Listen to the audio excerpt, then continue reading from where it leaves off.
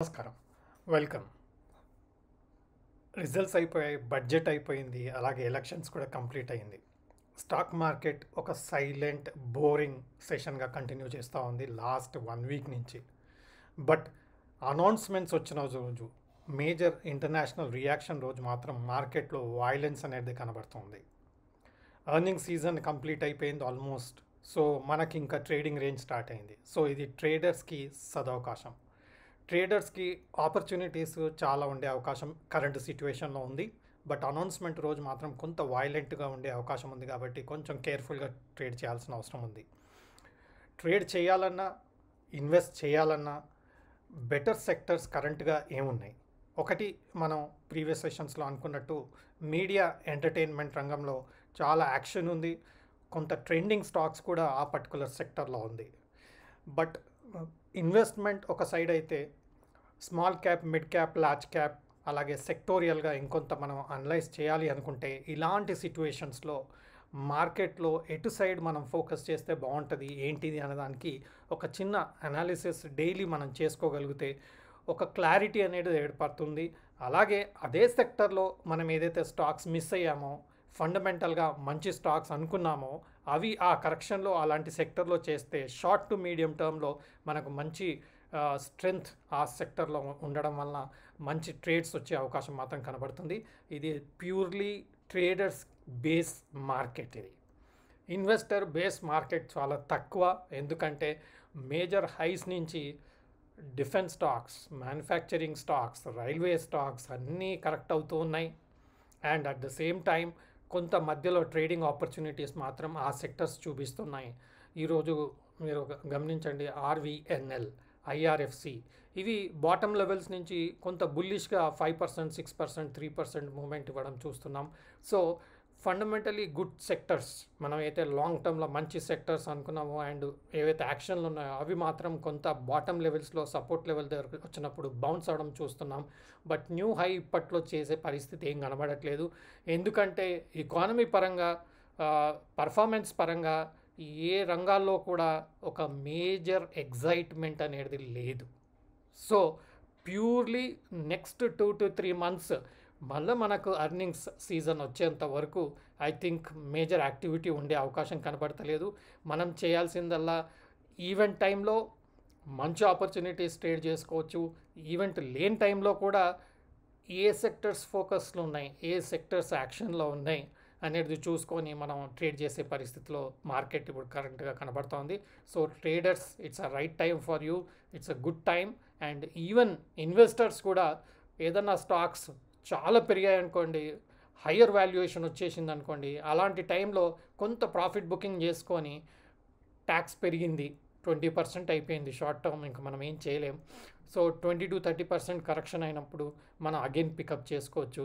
మనం గమనించండి, మనకు stock like IREDA, Indian renewable energy company stock 300-310 వెళ్ళిన స్టాక్ దాదాపు 230, 220 లెవెల్స్కి వచ్చి అగైన్ అక్కడి నుంచి బౌన్స్ అయ్యే పరిస్థితిలో ఉంది. అంటే టాప్ నుంచి దాదాపుగా 20-30% కరెక్ట్ అయింది, అక్కడి నుంచి మళ్ళీ పుల్ బ్యాక్ ఇస్తుంది. So all time high near by వచ్చినప్పుడు ఇలాంటి stocks, especially railway stocks, defence stocks కొంత ప్రాఫిట్ బుక్ చేసుకొని షార్ట్ టర్మ్ ట్రేడర్స్ అయితే అగైన్ ఒక 20-30% రియాక్షన్ వచ్చినప్పుడు రీఎంట్రీ తీసుకోవచ్చు. ఎందుకంటే స్మాల్ క్యాప్, మిడ్ క్యాప్లో హ్యూజ్ కరెక్షన్స్ వస్తుంటాయి, హ్యూజ్ రియాక్షన్స్ వస్తుంటాయి, అది మనకు తెలిసిన విషయమే. ఈవెన్ లార్జ్ క్యాప్లో కూడా మంచి రియాక్షన్స్ రావడం కనిపిస్తుంది. సో బియాండ్ ద టాక్సేషన్, అంటే మనం 20% ట్యాక్స్ ప్రాఫిట్ పైన పే చేసినాక కూడా ఆ 20% కన్నా ఎక్కువ రియాక్షన్ వచ్చినప్పుడు రీఎంట్రీ తీసుకొని అగైన్ అందులోనే ట్రేడ్ చేసుకుంటే మన ఫండ్స్ని బెటర్ యూటిలైజ్ చేసుకున్నట్టు అవుతుంది అండ్ బెటర్ రిటర్న్స్ కూడా తీసుకున్నట్టు అవుతుంది. కాబట్టి అలాంటి సెక్టర్స్, అలాంటి స్టాక్స్లో కూడా ఇన్వెస్టర్స్ కూడా మీరు ఆలోచన చేయొచ్చు. రండి, అసలు ఏ సెక్టర్స్లో మనకు ఫోకస్ ఎక్కువ ఉంది ఇప్పుడు మనం గమనిద్దాం. ఇది ఫండ్స్ బజార్ అకౌంట్. సో నాకు ఇందులో బ్రోకింగ్ అకౌంట్ కూడా ఉంది. సో మనం ఇందులో మ్యూచువల్ ఫండ్స్ అయినా, బ్రోకింగ్ అయినా, ఏదైనా సరే మనం ఫ్రీగా అకౌంట్ ఓపెన్ చేసుకోవచ్చు. ఒకసారి మనం అకౌంట్ ఓపెన్ చేసుకుంటే మనకు ఇందులో అన్ని సెగ్మెంట్లలో కూడా ట్రేడ్ చేసుకోవచ్చు, ఇన్వెస్ట్ కూడా చేసుకోవచ్చు. సో ఇందులో వచ్చేస్తే మనకి ఇప్పుడు కరెంట్ సిట్యుయేషన్లో మార్కెట్ ఎలా చేస్తుంది, హిడెన్బర్గ్ అగైన్ లైమ్లైట్లోకి వచ్చింది, న్యూస్ వచ్చింది, అందరినీ బెదిరించే విధంగా సెబీ పైనే అబాండాలు వేసే ప్రయత్నం చేస్తుంది, అగైన్ సెబీ కూడా తిప్పికొడుతుంది. సో ఈ టైంలో ఇలాంటి సిట్యుయేషన్లో మనం ఆ రిపోర్ట్ ఏమవుతుంది, ఎవరికి ఏమవుతుంది అనేది ట్రేడర్ది ఇన్వెస్టర్స్కి సంబంధించిన విషయం కాదు. మనం చూడాల్సింది ఓకే ఒక ఇష్యూ వచ్చింది, ఒక అనౌన్స్మెంట్ వచ్చింది, ఇప్పుడు ట్రెండింగ్ మార్కెట్ కాదు ఒక ట్రేడింగ్ మార్కెట్. సో ఇప్పుడు బుల్లిష్గా ఉన్న సెక్టర్స్ ఏంటి, మనకు ఆపర్చునిటీ ఇచ్చే సెక్టర్స్ ఏంటి, ఇన్వెస్టర్స్ ఏదైతే మీరు స్టాక్స్ ఇన్వెస్ట్ చేయడానికి మిస్ అయ్యారో ఆ పర్టికులర్ సెక్టర్ బాగా కరెక్షన్ వచ్చిందనుకోండి, ఇలాంటి బ్యాడ్ టైంలో బ్యాడ్ న్యూస్ అలాంటి న్యూస్ వచ్చినప్పుడు మార్కెట్ ఓవర్ రియాక్ట్ అయ్యే పరిస్థితి ఉంటుంది. కాబట్టి ఇన్వెస్టర్ అయినా ట్రేడర్ అయినా సరే ఏ న్యూస్ ఏమవుతుంది అనేది డిబేటింగ్ ఆర్గ్యుమెంట్లు చేసేది పక్కన పెట్టి మన సెక్టర్స్ మన స్టాక్స్ మనం ఫోకస్ చేసుకున్న స్టాక్స్ ఏంటి అవి సెలెక్ట్ చేసుకొని వాటి మీద ట్రేడ్ చేసే ప్రయత్నం చేస్తే మనం అన్నెసెసరీ ఆర్గ్యుమెంట్లో దిగే బదులు మనం ఆపర్చునిటీ మీద ఫోకస్ చేయగలిగితే ఆపర్చునిటీస్లో మనకు మంచి మనీ వచ్చే అవకాశం ఉంది, ట్రేడ్ కూడా మంచి దొరికే అవకాశం ఉంది. సో ఈరోజు ఎంత హిడెన్బర్గ్ రిపోర్ట్ ఇచ్చినా కానీ మార్కెట్ కొంత నెగటివ్ ఓపెన్ అయ్యి అగైన్ పుల్ బ్యాక్ ఇవ్వడం స్టార్ట్ అయింది. అండ్ మీరు ఇప్పుడు చూడండి కరెంట్ సిట్యుయేషన్లో సెన్సెక్స్, నిఫ్టీ మిడ్ క్యాప్ అన్నీ పాజిటివ్గా ఉన్నాయి. బట్ దేని మీద మేజర్గా ఫోకస్ చేయాలి అనుకుంటే మనం అన్నిటికి సంబంధించిన సెక్టర్స్ మీద మనం స్టడీ చేస్తే మనకు క్లారిటీ ఏర్పడే అవకాశం ఉంటుంది.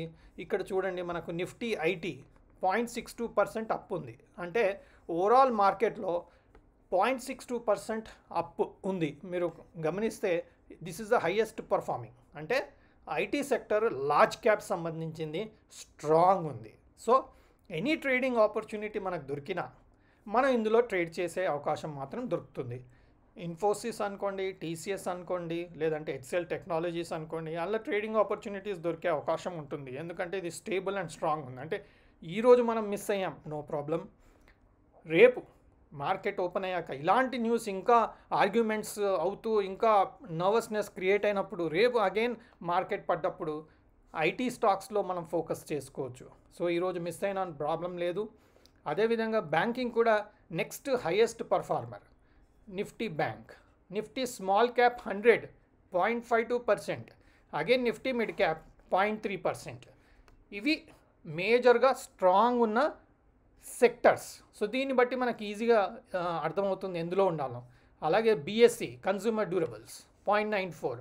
ఓకే మనకు సెక్టర్ అర్థమైంది, ఏ సెక్టర్లో ఫోకస్ చేయాలని. సో మనకు స్టాక్స్ తెలియాలి కదా. సో మనం ఏం చేయాలి, దీనిపైన ఈ పర్టికులర్ సెక్టర్ పైన క్లిక్ చేస్తే ఇందులో స్ట్రాంగ్ ఉన్న స్టాక్స్ ఏంటి ఇవన్నీ మనం చెక్ చేసుకుంటే మనకు ఈజీ అవుతుంది. అలాగే మనం పర్సంటేజ్ వైజ్ కావాలనుకుంటే ఇలా మనం సార్టింగ్ చేసుకోవచ్చు.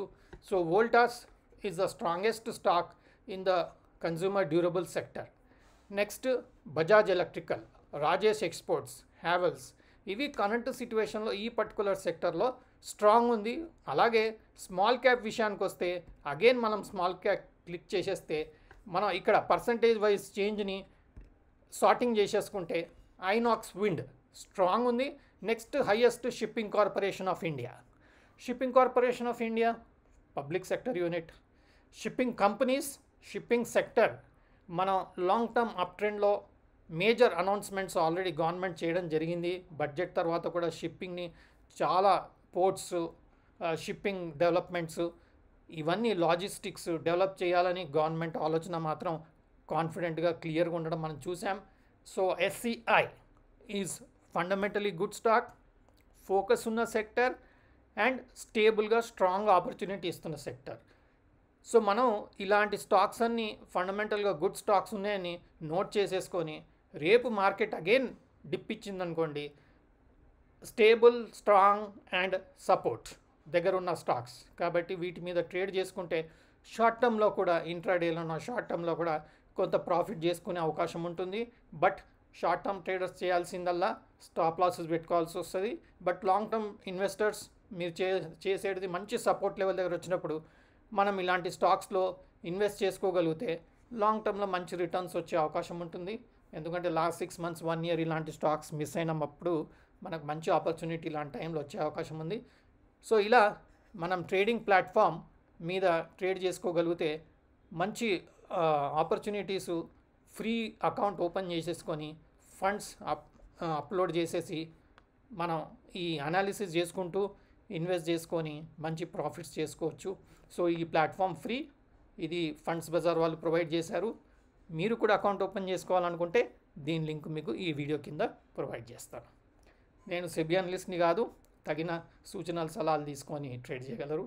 Happy trading. Thank you.